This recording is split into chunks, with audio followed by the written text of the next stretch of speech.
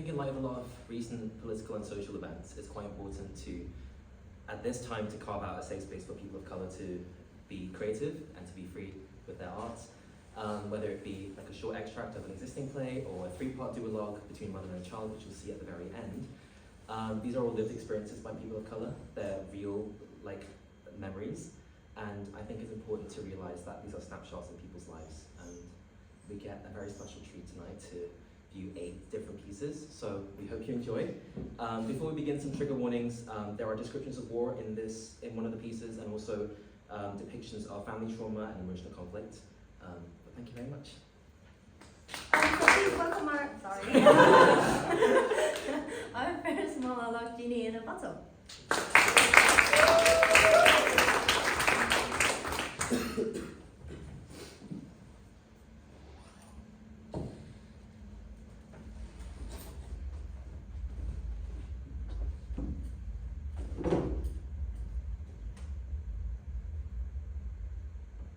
We had sat down with our friends at our usual restaurant.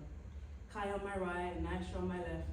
Nana on your right and him on your left. An unwelcome anomaly. It was a ritual for us after exams to decompress and laugh off the stress. Although this time our usual trip did not ease the tension in my shoulders. Neither did it temper my swirling thoughts. Not with your guest. A long row of food crowded the table we sat at. The air was filled with distinct smells of spices and herbs, but most importantly, it separated us. Somehow further than when the table was just clear. All I could think about was you. Well, you and him. Our friends were distracted, forking food into their mouths, upturned into smiles as they traded jokes and stories. How are they so unaware? It had been 4 months since he came up to you. He was not a new face, not at all. In fact, we had known him for quite a while. Back then, I enjoyed talking to him too, before I started to fade into the background. My words drowned out by his, and you two were the only ones talking. Within a month, he had invaded our daily lives. Unprompted coffee runs became a common occurrence. Too common. And your conversations in hallways, always too long. And again, I would blend into the blank walls.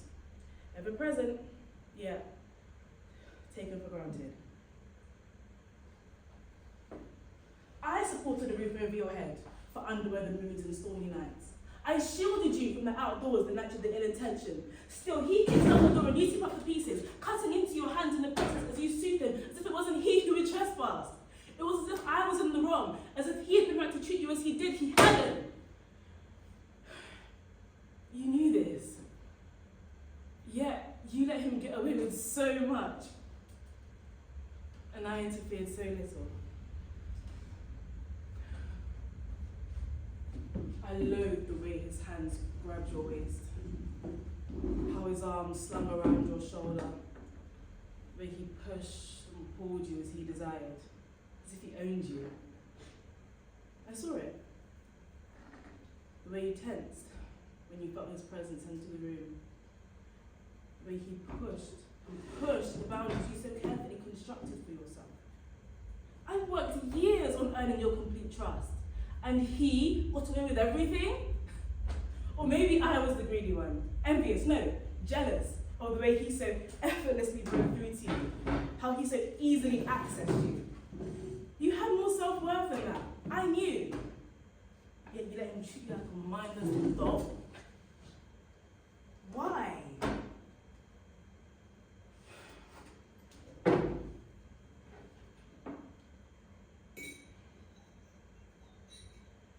I had bitten into my food a while ago, but swallowing without the feeling of choking was impossible.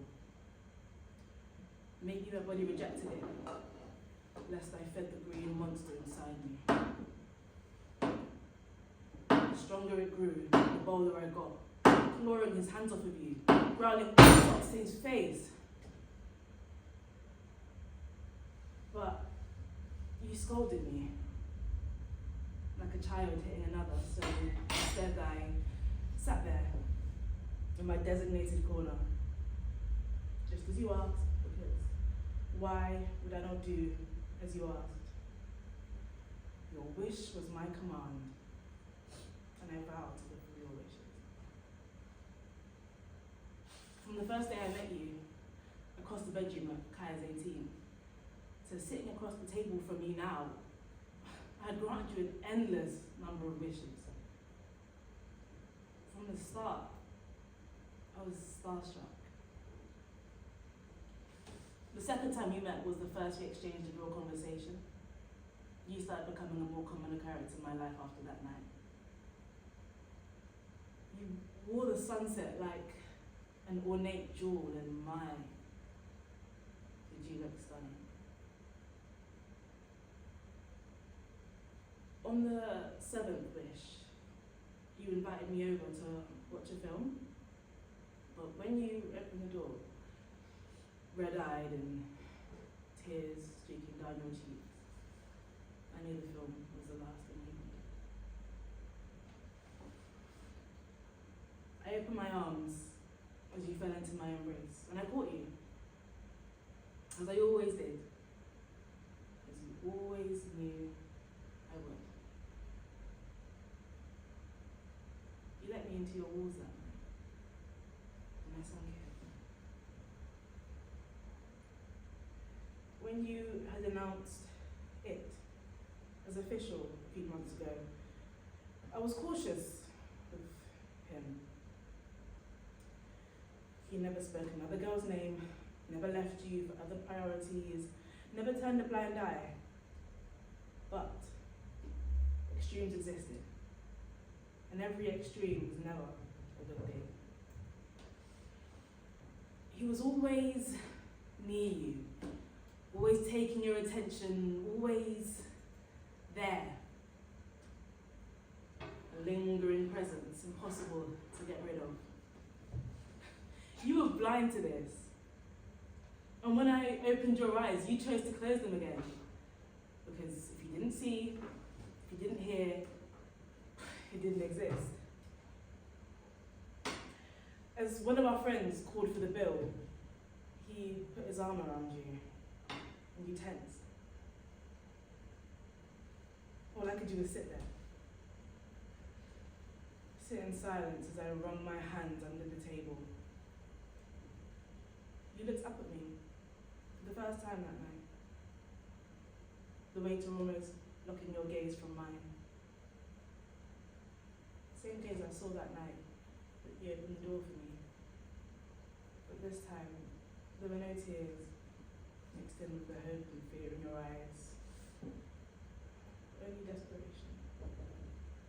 Help. You pleaded. And like the lovesick fool I would. I was your genie in a bottle. Every wish was my command. Would you ever grant mine?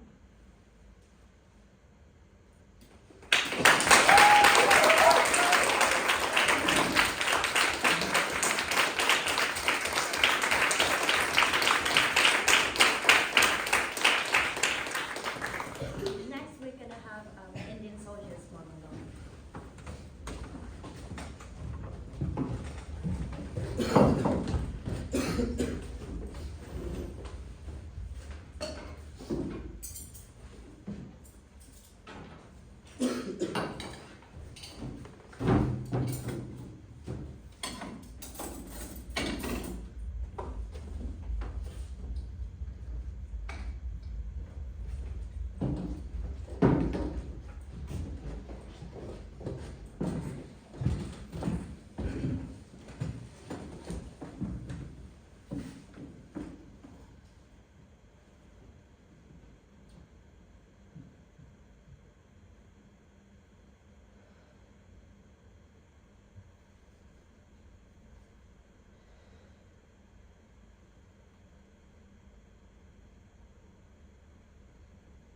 it's 11:30.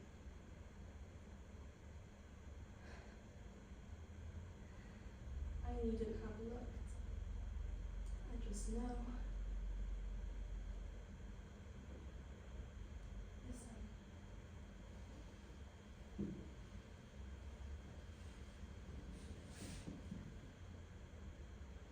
When it's quiet and misty, usually the Germans are going to gas or bomb us. But we haven't got gas masks. So we quickly dive into the nearest ditch and cover our faces with handkerchiefs soaked in piss.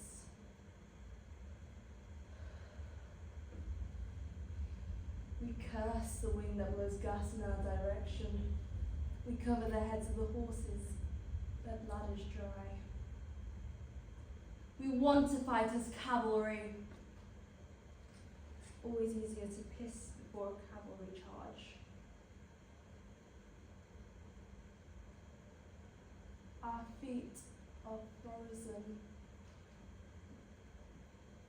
Our hair wet from the rain. But we don't let that get us down. We fight like braves on a ration of jam sandwiches. Now, there's such a shortage of arms that we are making hand grenades out of jam jars and firing petrol cans into enemy trenches with catapults. We stuff bits of steel pipe with dynamite to blow up the barbed wire. The angry soldiers call it Bangalore torpedo, thanks to jam. Imagine the newspaper headlines. The 6th Indian Cavalry wins major battle in France, thanks to jam.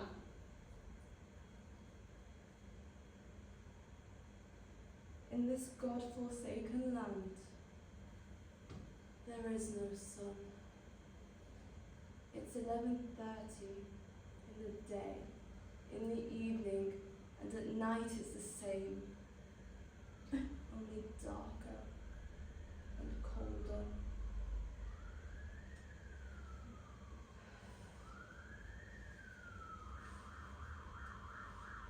I remember when we docked at Liverpool. It was the 25th November 1914. The streets were packed with anglers cheering on the arrival of the Indian troops. Women rushed to put flowers in the turbans of the Sikhs, and horses pranced about, showing off for the crowds.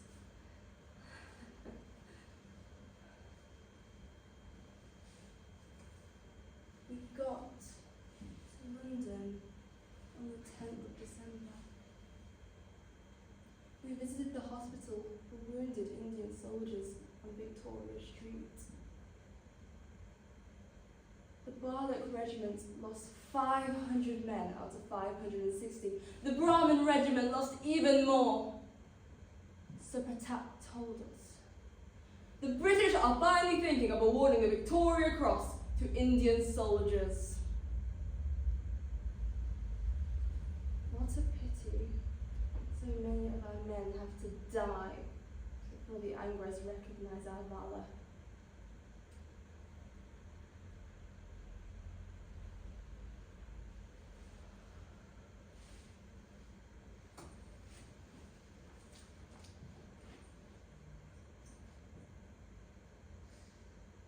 Today, Somnath died. We sat in that trench. He was in a lump of earth, frozen, alone the night before, and me on an unexploded shell. We sat and talked like exiles of how pleasant our village was. Its houses, its trees, and our people. And how when we left, they came to wish our safe return.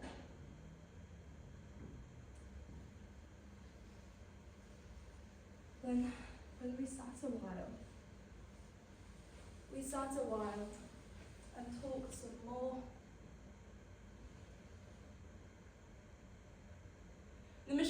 swept the parapet. The bullet hit him in the throat and he fell in the heap.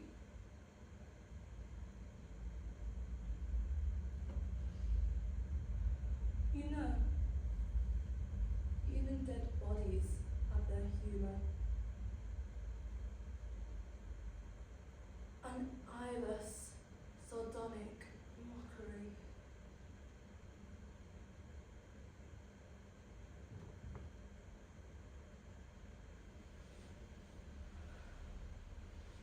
I stroked his hair, wiped the bloody saliva from his cheeks, and I kissed him.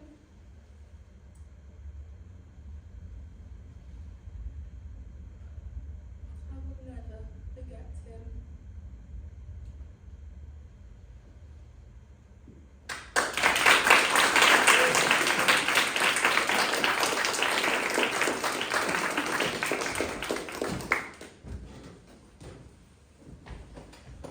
There are two meanings of the word Mankoosh. Number one, an Egyptian Arabic term for messy or unruly. And number two, a short comedic piece about how internalized racism manifests itself in many Middle Eastern children, often through their hair. This is Mankoosh.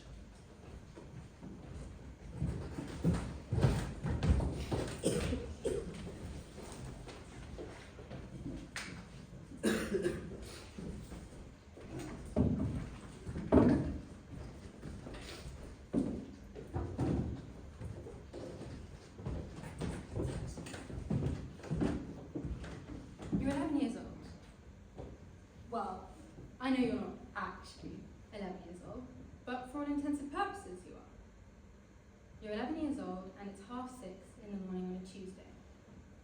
So you go to brush your teeth, and the warm water from the tap slowly lulling you to sleep again. You catch your sight in the mirror, and your inner voice plays one word. You go down to grab some fruit and fibre and toast, and catch some of the grown-up news playing in the background. No one's really paying any attention, and you're still too young to know what a Brexit is.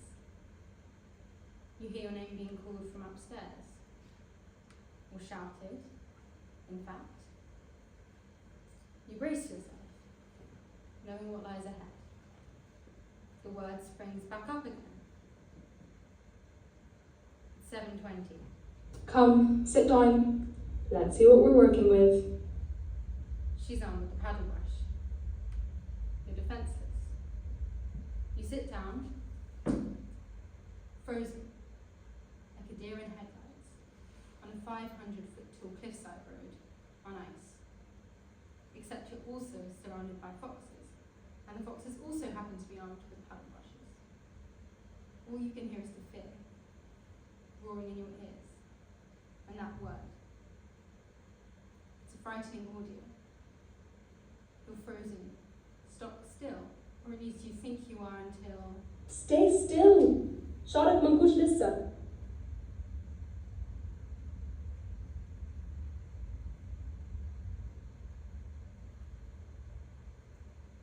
You never see your classmates have stand up like that. It's that word, Mankoosh, unruly, untamed, untamable, messy. It's almost impressive sometimes, how your hair seems to defy gravity some mornings. You never see your classmates' hair stand up like that, not a curl or kink or stray hair in sight. Just when you started to see it as a superpower, almost, you get drawn back to reality. You just feel ugly. You can't yet manage it yourself, so you're stuck in the chair every morning before school. You wonder if you ever will. You're 8 years old now.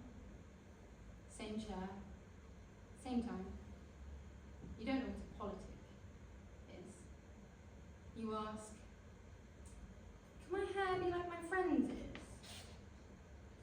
Your mum says, No. and you're disappointed, beyond 8-year-old belief, until she says, Your hair can take on any shape, any form, even those that your friends can't. But it can't stay like theirs does. this eases things a bit. You feel less ugly. the word doesn't come up. You're now 16? 17? You're at that stage in mid-teenagehood when all the years blend into one, so you can decide how old you are now. Don't go past those confines though. Let's not get ahead of ourselves. A lot has changed, but you don't know what inflation is. But you found it. The missing piece in the equation. The old bristle brush that you found lying around your house during lockdown. The one mechanism where you can slip back your hair beyond belief, so no one can even guess that you had curly hair, and weren't from this side of the world, and hated what made you feel different, because it made you feel ugly. The ritual that was once shared between you and your mother is now yours. You are now single-handedly both the fox and the deer. All is well, as long as your back baby hair stays superglued to the back of your head all day. You go to school, and it's pouring rain, and your umbrella's broken, and so your elaborately done matron bun is now slightly less concrete, and so you have a quick cry before double maths. The word springs back up again. Your hair is Mankoosh. You're 20 now. You wonder how all these generations of women before you tackled their hair every morning. Did they label themselves how you do now? Did they feel less because their hair wasn't naturally stock straight? Did it even matter to them? In doing so, you look inwards. You're home for the holidays and sit down where you once did. For all time, the paddle brush brings nostalgia rather than fear, because you realise that at 11 you were lovely and much too harsh on yourself. You wish you'd exerted that attention on something else, like finding out what taxes were. You ask your mother to brush your hair again, expecting that same violent rigour that was once used by her to tame it every morning, and now by you. But instead... You look like a teacher. What? With that bun. It looks like a helmet. You've yanked your whole fringe joint. You can't move your ears. It's so that it stays in place. Why? Is it your wedding day? Are you getting married on a roller coaster? I don't want it to be messy. And what will happen if it is? Be gentle with it. You're absolutely perplexed. She may as well have two heads right now. You look into the mirror to check this and catch her eye. And she's not your mother, and you're not her daughter. She also doesn't have two heads, nor is she an alien impersonating your mother. You realise a space is being carved in your own little world. In your own lives. You're just girls who've had the same realizations in vastly different timelines.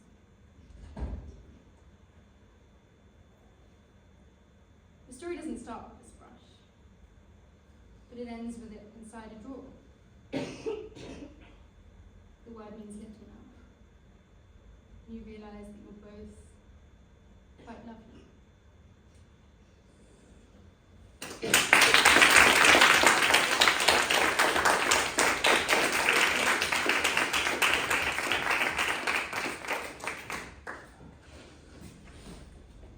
Please welcome our next monologue, Happy Birthday, Sunita.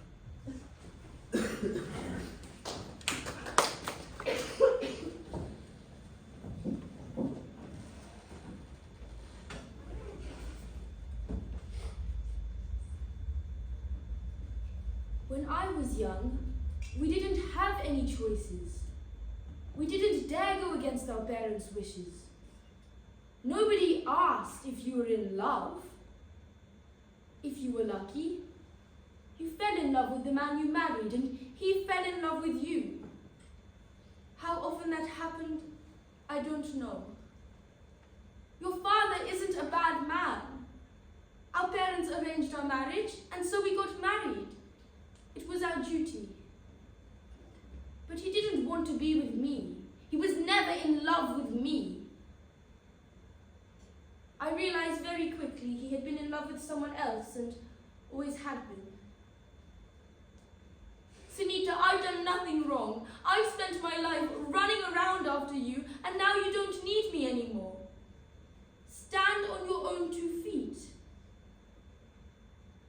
What do you want me to do? Cook your dishes, wash your clothes, and watch my life fade away? Grow old quietly?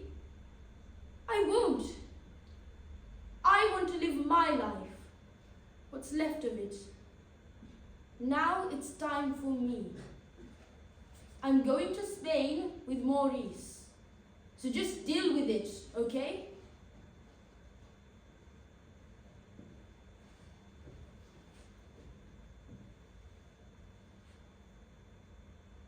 I didn't know how to follow my dreams, Sunita.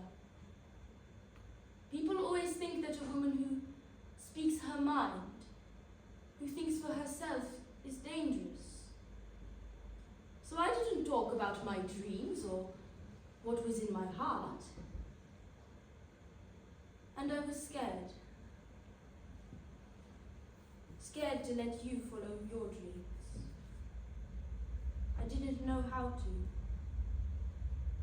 But keeping quiet didn't make my life better. It just made it lonely. And then I met Maurice. And I know you think I've gone mad. Maybe I have. But when I met Maurice, I met a man who listens to me, who makes me laugh, who makes me feel like I matter and that I have a place in this world. So, for the first time in my life, I am going to be brave. I am going to follow my heart. And I want you to do the same.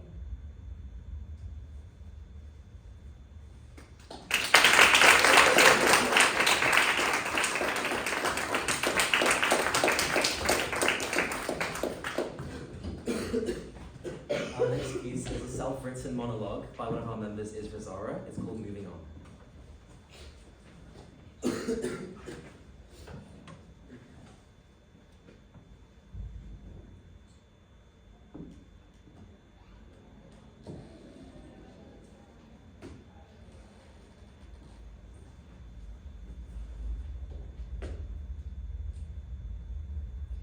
Moving on is often seen as the obvious next step after a breakup, but the reality of moving on is so much heavier than the words themselves.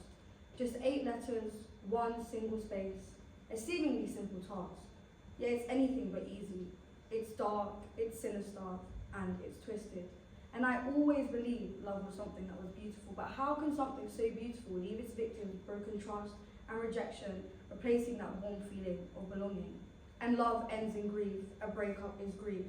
You find yourself lost in memories of them, only to be struck by the bitter truth that neither the earth nor death parted the two of you. They're still alive, just no longer yours. A presence turned absent in a world where you still exist. And they saw you whole and you saw them whole, embracing every single part of you, even the parts you didn't let anyone else see. As if God truly made partners to fit together just perfectly, weaving this unspoken connection between your souls, something that just goes beyond the grasp of human understanding. But it's anything but beautiful. It's ugly. Living knowing that this profound connection you once felt now only exists in one of a million memories tied to someone that is no longer part of your life.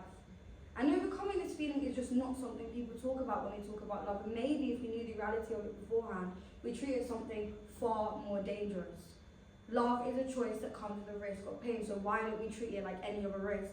And people avoid harmless things like roller coasters because they feel the smallest chance of something going wrong. Yet they throw themselves into these romantic relationships with no thought of the darkness that might creep into their lives.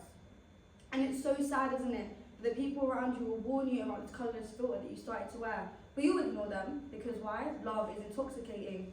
Until it's too late and you're trying to make sense of this pit in your stomach, this feeling you cannot name, and you feel hopeless. And everyone around you tells you to move on like it's the easiest thing in the world, and when it doesn't happen, you feel hopeless. Like no one else will be able to replicate this feeling you once had.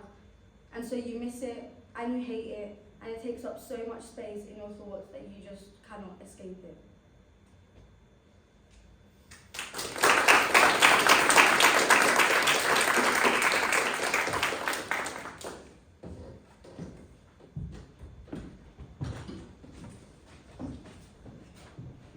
Next we have China Doll, and we have trigger warning of a flashlight.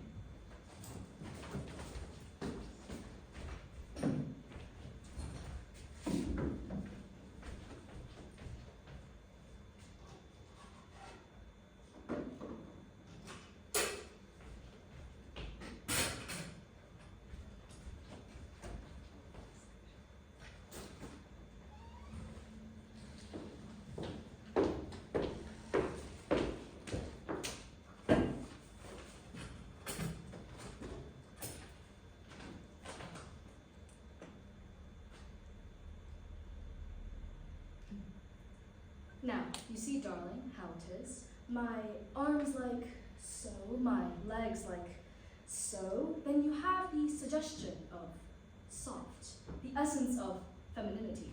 And when your leading man takes you up into his arms and sweeps you up, you do this.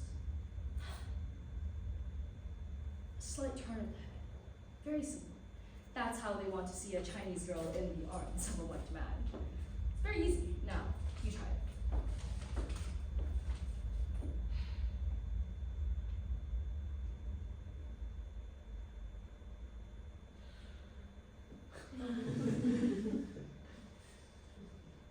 Stop. Well, this is interesting, but no, this is how you look. You don't want that. Well, first of all, bring your shoulders down, and your arms must be aloft. And if you persist as you do, your makeup will come off, your eye prosthetics will stick to your leading man's nose, and all the camera is going to see is a white girl in bad makeup. But now, let's try it again.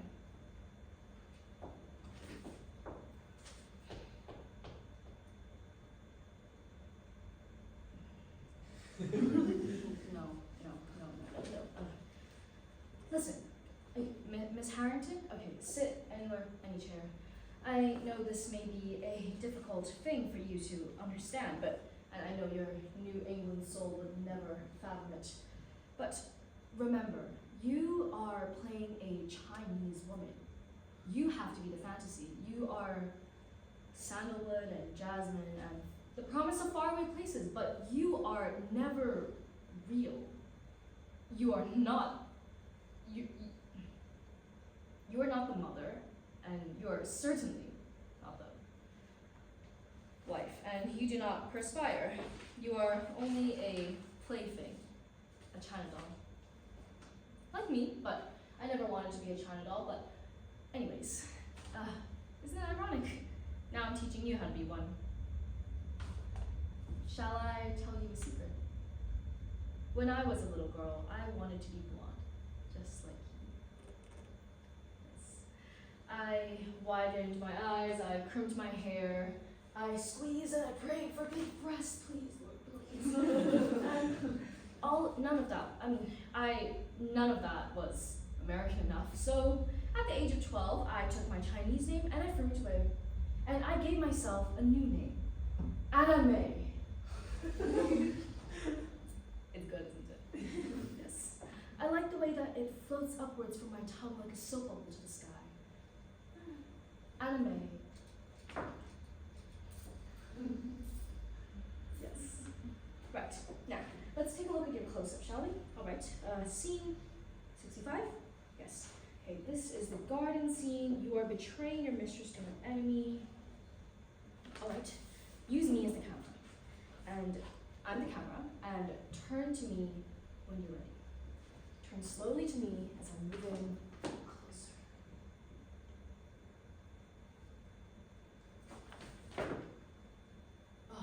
No, don't squint. Your eyes must look shifty without being shifty. I mean, it's because, we Chinese are a devious, underhanded race. Well, don't agree with me. That was a joke.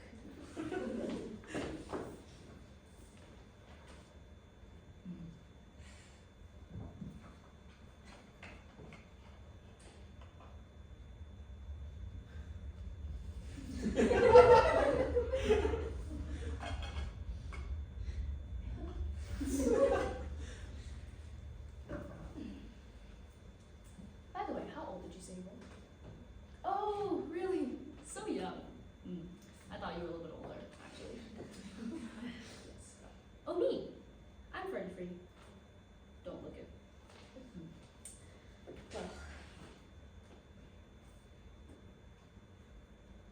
Well, no Chinese person was ever hailed as a star, let alone a lead. God knows I never got one, but after Baghdad I did get work, but just sporting ones. Now, for your suicide scene. When it comes to dying, I'm the expert. I've died 1,000 different deaths. And you see, an Oriental woman can fall in love with a white man as long as she conveniently dies. Hardly realistic, nonetheless, a very widely accepted cellular truth. We Orientals have so much to look up to. Anyway, as I read it, this scene of yours is fairly similar to when I played with George Raft, Landmass Blues, 1944. So we dance.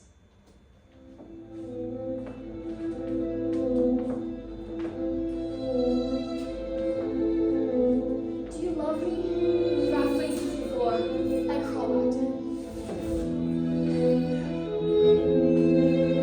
Let's have Chinese.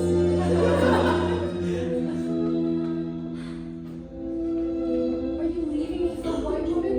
No, say it's not true. He flings each other again. Let me dance. Do you love me? No. He flings me to the floor again. Then I say to him, you are of the East. A white woman can never satisfy you. And then I betray him to the police. Then, after that, I kill myself, I drink a strong poison. Oh no, that's not it. No, I walk into the heaving, swirling, dark waters of the Pacific. No. Oh, no, that was told to sea. Yes, of course. I probably shot myself. Yeah, that's probably what it was.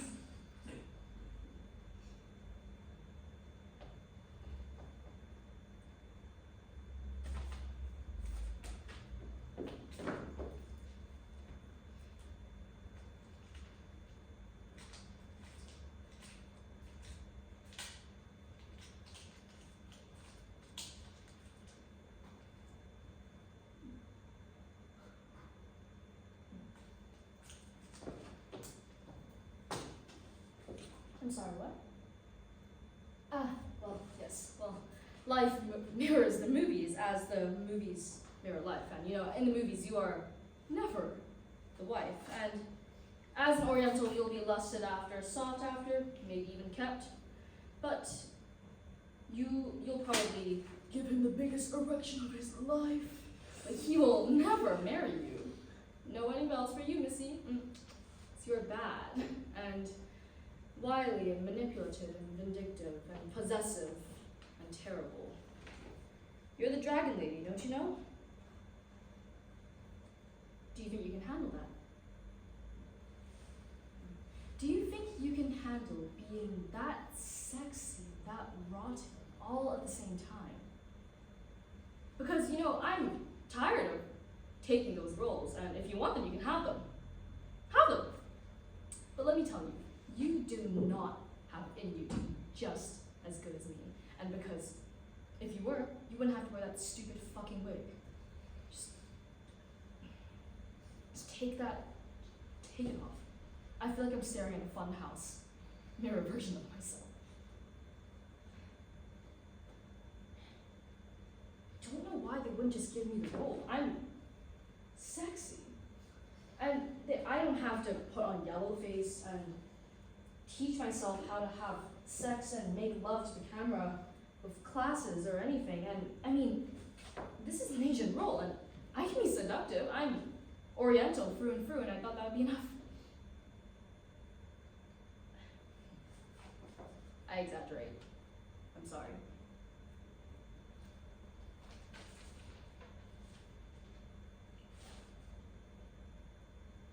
Well, acting is my life. I eat, breathe, I sleep. I live to act, and I've never done anything else. I don't want to do anything else. I mean, I even gave a marriage for my career. Okay, well, I'm not saying that you should give a marriage for your career, and all I'm saying is that if you want something that badly, you should, like, fight for it.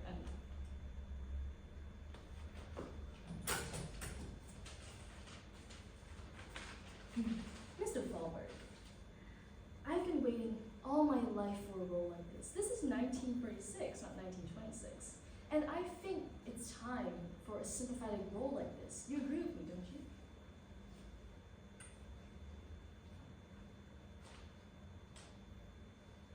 Mr. Fallberg,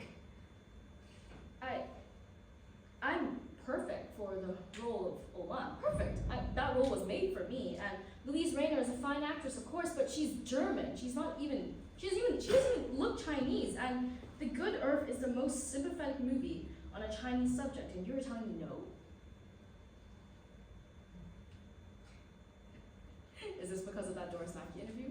Because that interview was 3 years ago, and you cannot hold that against me. I won't deny anything I said. And I mean, it's true, isn't it? We Chinese always get to play the villains. We're murderous, we're treacherous, we're snakes in the grass, and Olan is the first sympathetic role, and that is why this role means so much to me.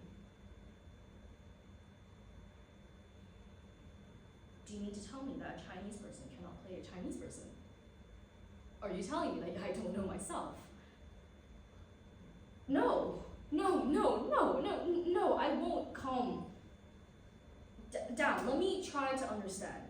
In your opinion, Miss Rayner has just as much right to this role as I do, because this is acting after all. I don't understand. This isn't, it's not. Well, I strongly protest this. You know this isn't the same. It's not the same.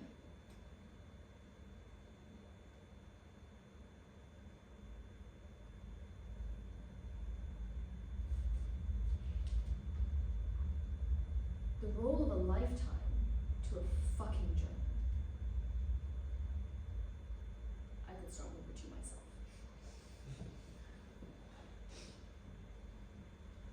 I'm sorry. Where were we? Yes. Sorry. Okay. Shall we work on your swooning technique?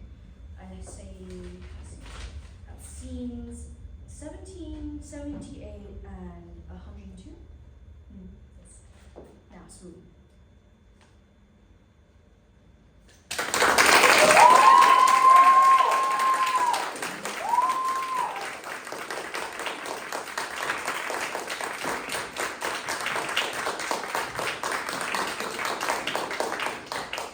Penultimate piece is another self-written piece. This time it's a poem by Amir Sultan. It's called Comforting Apparition.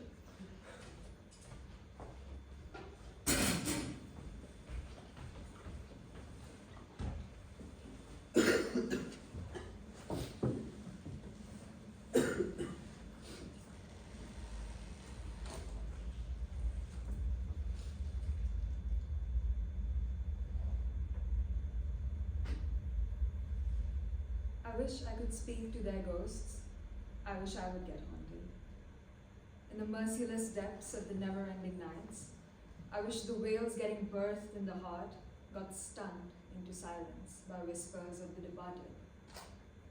I hope I see that bearded old man with his brass pocket watch. I hope he has it stopped at the time he saw his son again. Its constant ticking, stronger than the tick of bombs that ages ago took his adolescent mirror image away, only to come back for him. I hope I see the farmer's daughter with crates full of all fruits whose trees they blew apart. I hope I see her eating one entirely, not having to give the flesh to her young sisters, just the remaining seeds in her heart. I wish I'd hear the turning of pages in unison, like a chorus soaring towards crescendo. Dainty fingers rushing to strum the chords of knowledge. No walls now that can crush their song as they fall. No walls with bullet holes. I hope I hear them clapping along to celebrate as the bride walks to the pearly gates that are now her altar, ever so romantic. The groom having yearned for this reunion, crying a second time over seeing her gracious body covered in white fabric. I hope they see filled shelves of medicine appear at the sound of a single sneeze. No more of using merely clenched fists and locked jaws as painkillers, even for gushing gashes gruesome enough to make the onlooker's blood freeze. I hope I can hear them raging freely, cursing their killers without being vilified as the criminals. I hope I see their footsteps fleeing, not to rush for cover, but to dance to the beats of their hearts, ever more alive, more vital. I wish I would get haunted, if it makes my sleeps be cradled by tales of their determination. The horrors of the nightmare with the monsters we live with every day, far worse than the comfort in the hauntings by these apparitions.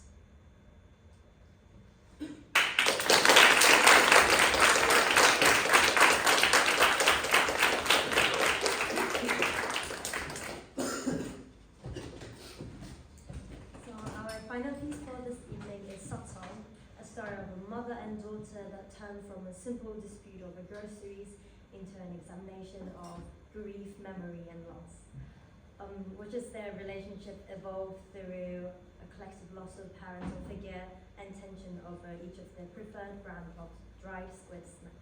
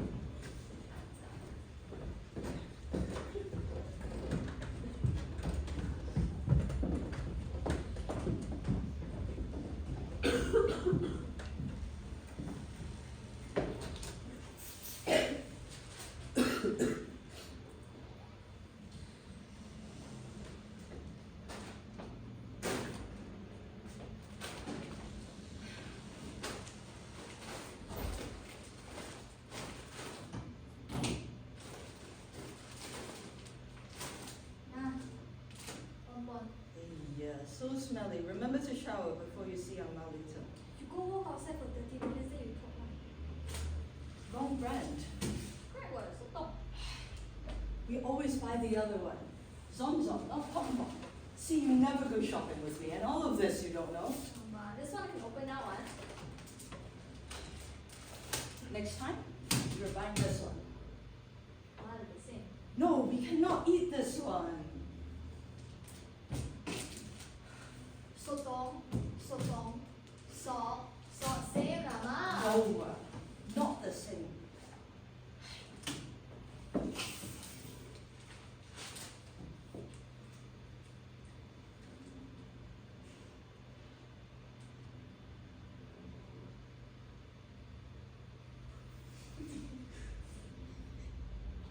Oh, you're still reading the same page. Got a lot of words.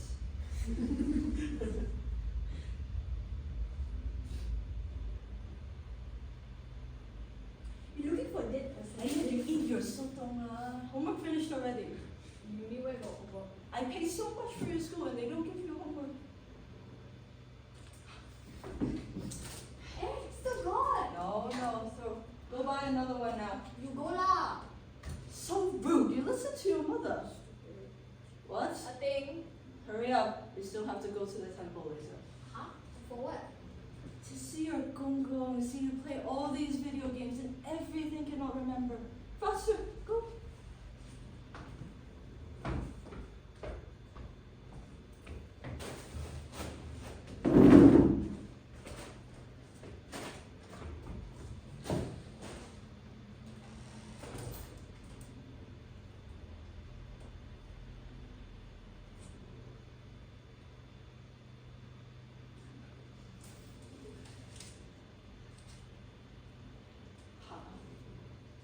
Do you remember? Do you remember? 我们小时候一起吃的，你还记得吗？ Every Sunday you would stay the whole day at home. And at 5 o'clock, you'd take my hand and we'd walk all the way to Mama Shop's. We'd buy and then we'd come home to eat. Your favorite, our favorite. I'll bring it for you later. Okay? We can eat it together. It can just be like before. Just like back then.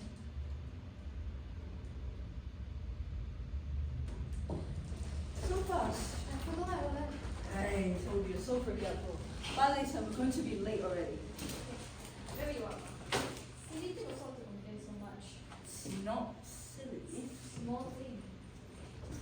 Don't say that. Why, Ma?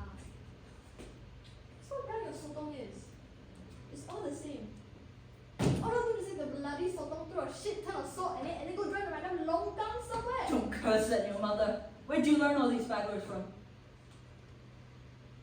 You've always eaten zomzom. Why do you have a problem with it now? No, Ma. You only had a problem last year when Gong Gong died. It's always been Pon Pon. This one you also don't remember? Now ask me to waste my time running to Shen Xiong at 9 a.m. If you really loved me, you would have bought the correct sotong without all this nonsense. Fine. Do you want to tell me what the big deal is then? Do you not respect your gong gong? I never knew him. You take that back. Take that back or you can leave my house.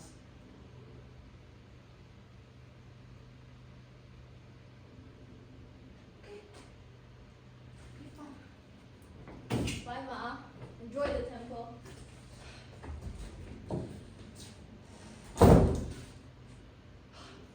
Didn't mean that. I didn't want her to go. I'm not like you. I cannot.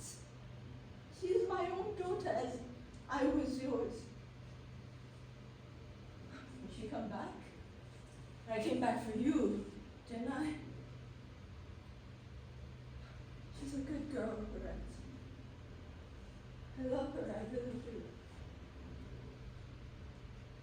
See, this is because she didn't understand. 这种事是大人才知道的嘛。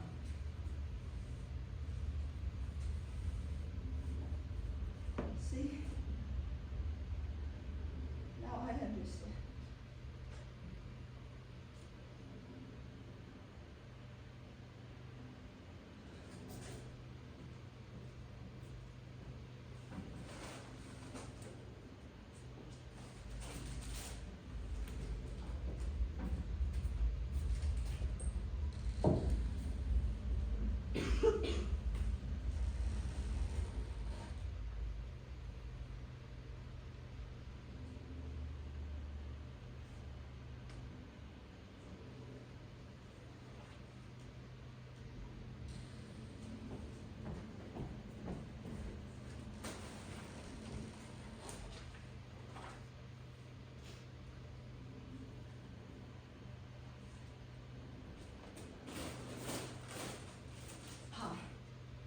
Look, I brought your favorite. This year I will bring more. This year I will bring her.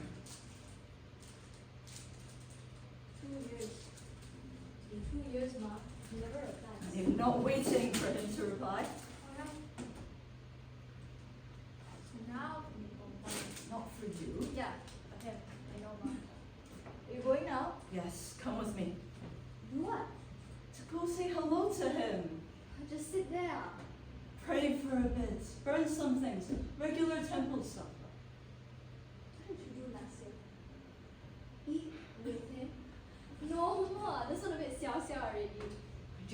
please have to speak to your mother like that?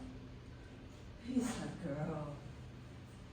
Let me miss him. Why can't you let me miss him? Why can't you let go? I almost had him back. I was so close. No, that's not true. I almost had him back. You can't get your memories back once you lose them. You know I can if I try hard enough. Let me try. Why won't you let me try? Okay, now go. Go try. Go sit in front of that wall. That wall of 100 fucking faces. He can't even see you. You all put him so high up. 我没养你成这样啊！ No. You just didn't raise me.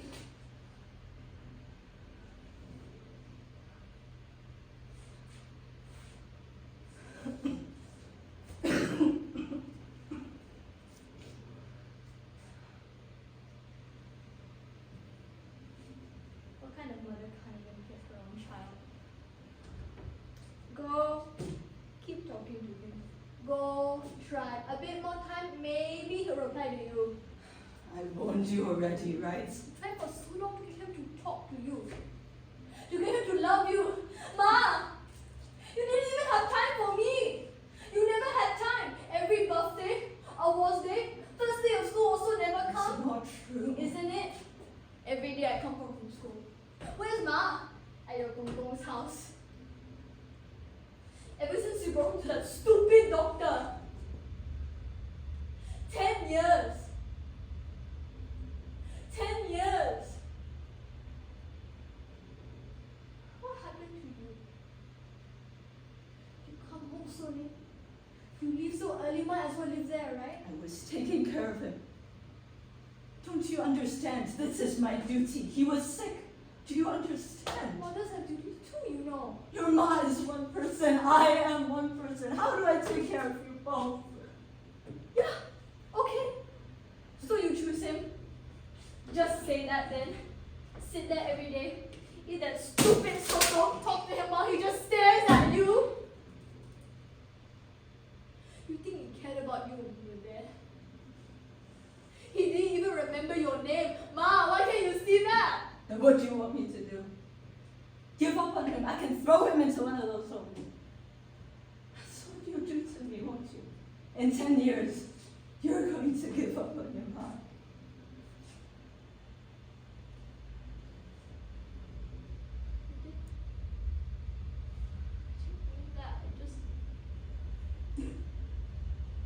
Why did you have to give him everything? You leave nothing for me. Don't be so selfish. Your pa and I, we give you everything. Your Gong, he had no one. He had nothing but me. Different, you know that. Okay. Now you're also not listening. Home. I'm standing right here. I'm talking to you. I'm alive. And all you're doing is listening for your dead past voice to come from somewhere, Ma. Honestly, I don't know where. I have to go. Have fun, Ma. Say hi to him for me. Tell him your granddaughter's asking for you to give her Ma back.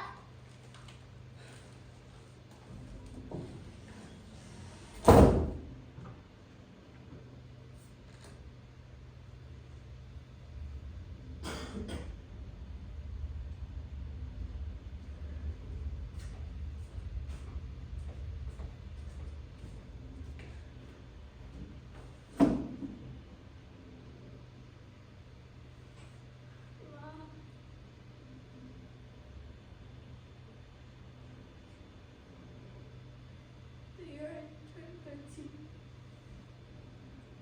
I promised myself that I will put you away the minute you turn into a living earth, just like Gong Gong did.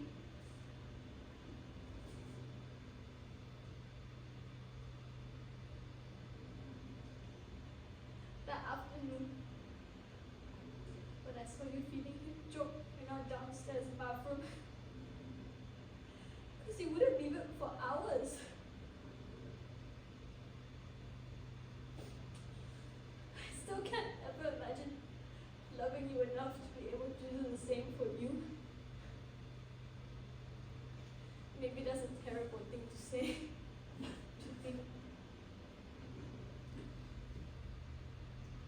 Actually, it is.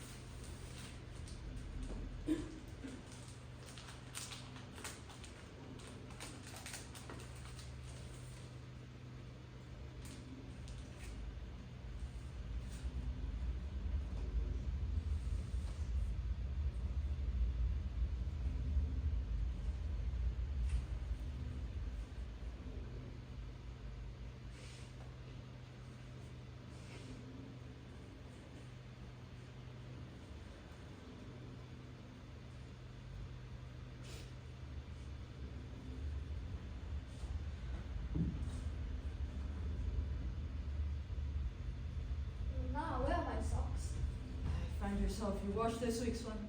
I know already, I cannot find. I'm busy.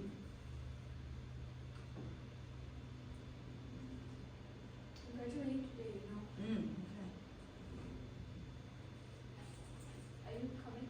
Where? My graduation. Graduation. Uni. Oh. Finished already? Yeah. I have to go to the temple. Again? Today is an important day. Yeah, that's why I want you to come back. Hmm? To my graduation. I worked hard for this, Ma. I need to see your gungo. You want to see your daughter? I need to see my pa. Ma, I need to see my mom.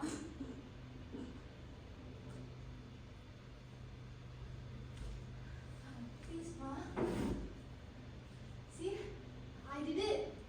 I got my degree already. Now I can work. I can take care of you and Pa. All for you. This is all for you. I need to see my pa. How long is this going to take you? I don't know, 7 hours? That's not what I meant. Then How do you get over him?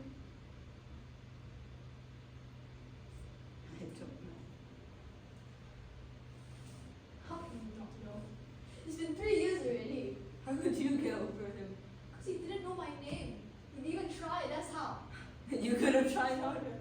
You should have. Why don't you love him? Because he never loved me. He didn't know how to, he couldn't.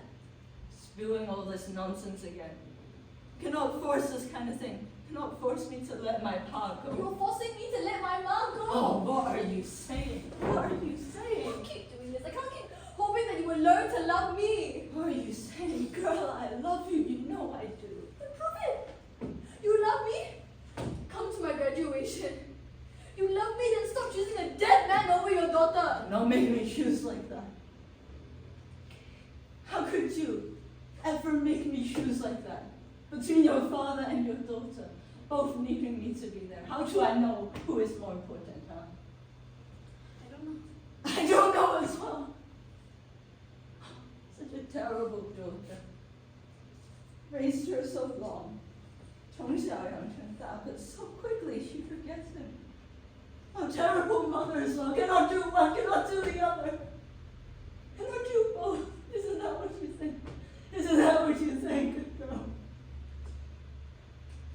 I didn't say that, Ma. This is not good for you. Oh, what do you know about what's good for me? This is adult things.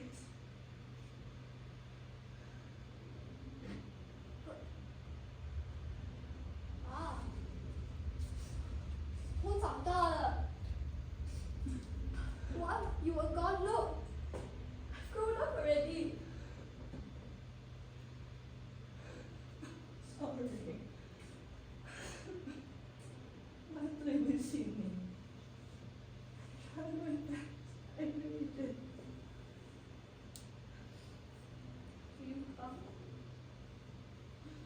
Your pa was a great man. I made him proud. I was a good daughter. I am a good daughter, right? Pa, 我是你的爱 girl.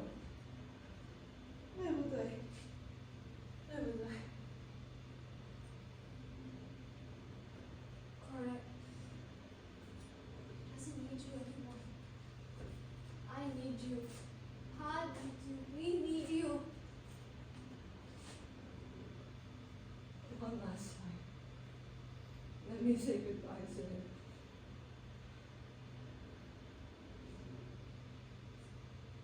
Afterwards, will you come? Yes. Yes, the mom will be there.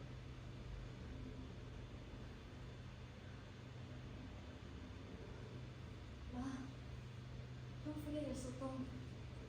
Earrings are nice for what? So we can find her. So we can help me find her.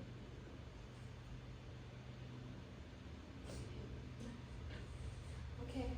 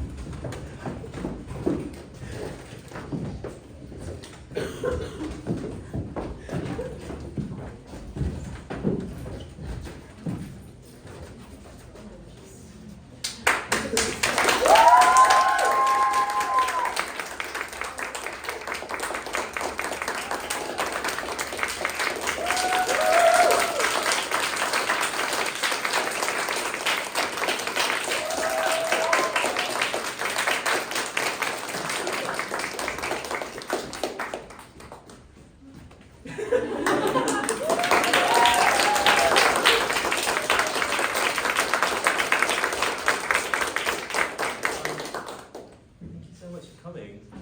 We hope that you had a great time. And please come back for our next festival. Thank you so much for coming to support our amazing writers and producers and directors and performers who have just put their heart on this stage for you. And we hope you have a great rest of your night. We have to get out very quickly though. So if you guys could save any conversation for outside while we move all of this downstairs. Thank you so much. We love you lots.